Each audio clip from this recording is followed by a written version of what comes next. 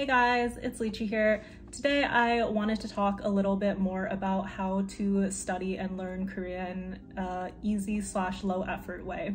Basically for me, my interest in the Korean language started maybe like about a year ago. I had been listening to K-pop for a long time, watching K-dramas, Korean movies, like consuming random Korean YouTube content, all of that type of stuff for quite a while.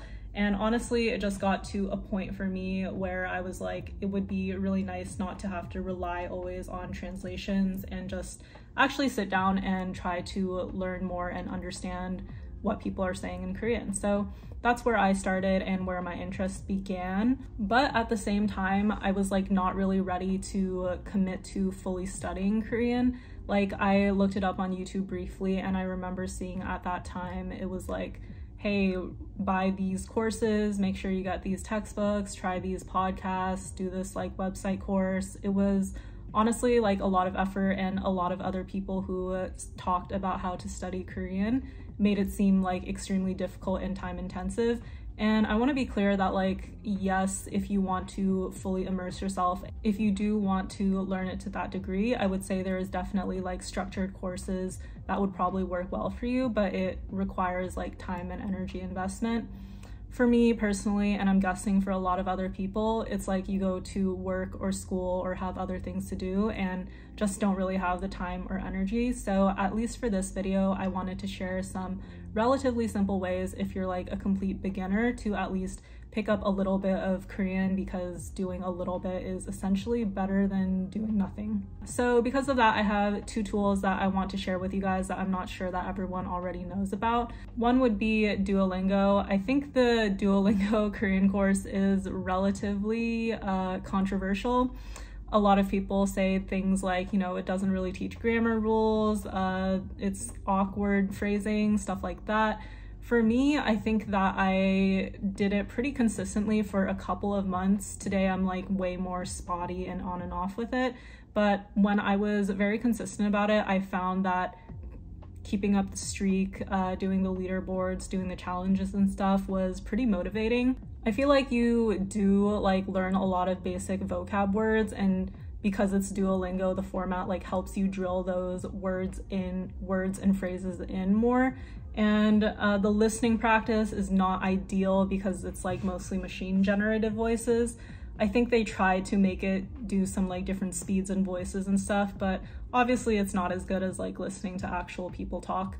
So I would say it's relatively limited, but the trade-off is that it's extremely efficient and convenient. So the thing that I really liked about Duolingo was if I was at the gym on the treadmill, I could, you know, knock out a couple of lessons. If I was waiting in line at the store, basically anytime you have 5 minutes to be on your phone, you can do a lesson. So because of that, it was very easy and helped me like stay motivated that I was like doing something at least. So I would say that if you're someone who's very busy, or you know, you spend time on public transit, or you have a couple minutes a day where you're waiting around, definitely give Duolingo a shot, because it's way easier than having to drag out like textbooks, notebooks, open a website before you like start studying.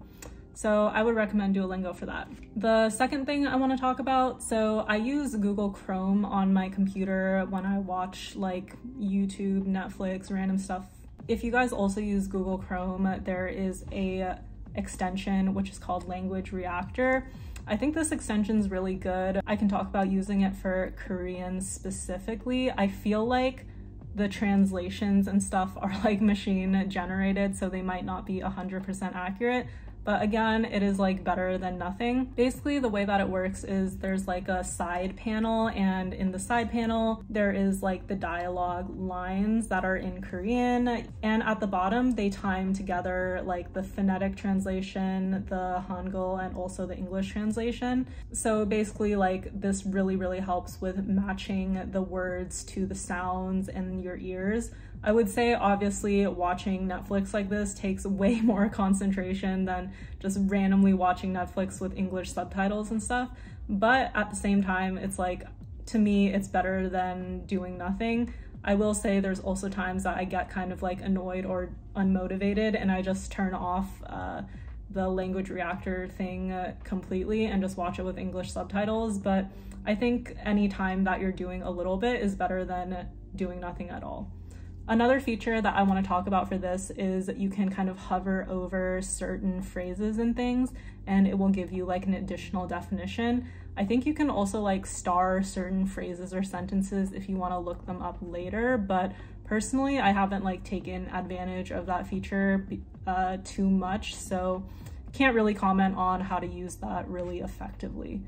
So yeah, those are the two things that I wanted to share with you guys today. Basically, I think my main message for this is, you know, if you are someone who's interested in learning Korean, but you feel overwhelmed by the amount of things that, you know, you feel like you need to do, definitely I have been there, and I just feel like any amount of effort is still a good effort. So I just want to reassure you guys, if you can't dedicate the effort to, you know, go all in and study extremely comprehensively, it's totally okay, and just try to do like the little bit that you can. Good luck. Thanks so much for watching. If you have other questions about how to use these tools, just leave them in the comments, and see you guys next time. Bye.